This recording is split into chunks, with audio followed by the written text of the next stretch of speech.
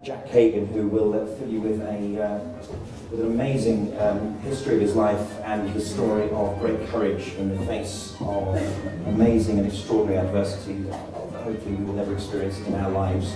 Jack Kagan's story of extreme survival is as harrowing as it is inspirational.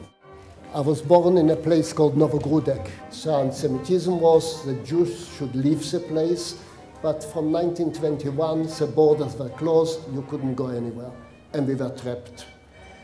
We were trapped completely. At birth? From birth? From birth. And of course, things went from bad to worse, and the war broke out on the 1st of September 1939. The Soviets came in on the 17th of September 1939. And with that, the community life in Novogrudek has stopped to function. The 6,000 Jews plus, because we had a lot of refugees, came to the edge of the town where the courthouse was. It was bitter cold. We stood there all day long. In late afternoon, when darkness fell, they opened the door and we went into 3 buildings. Of course, there was not enough room to sit down. We had to stand practically. That was Saturday night. Sunday, they took some workers. Monday, SS arrived with lorries, and a selection took place. Each family had to come forward. You had to tell them who you are. Only 2 questions were asked. What is your profession, and how many children you got?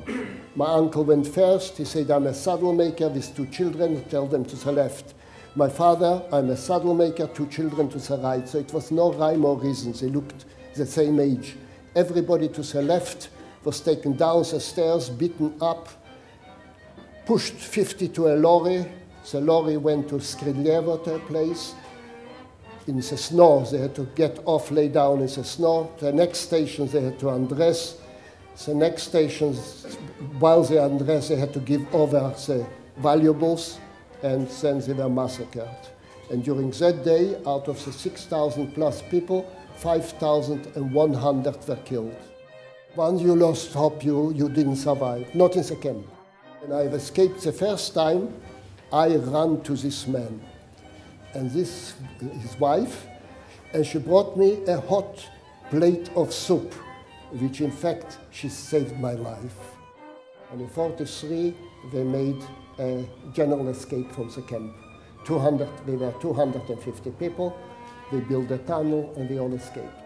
And they said, look, they are Russian partisans, Zhukov, but they didn't have enough people. So they had to bring in people from the ghettos and so on to form a force. And once a chain effect started, you couldn't stop. It's a story that not enough people know about, and I think it's absolutely brilliant that he gets up there and he talks from his heart about what really happened. It's just mind-blowing what they achieved on just a slice of bread a day. I mean, the main thing is that however bad you think your life is, or how many problems you've got yourself, it kind of puts all in perspective. That it shows you if you do have the basic will to survive, you can get through anything. I thought that was the most important part of what he told us. To find somebody so inspirational, despite the horrific background that he had to go through when he was just a child.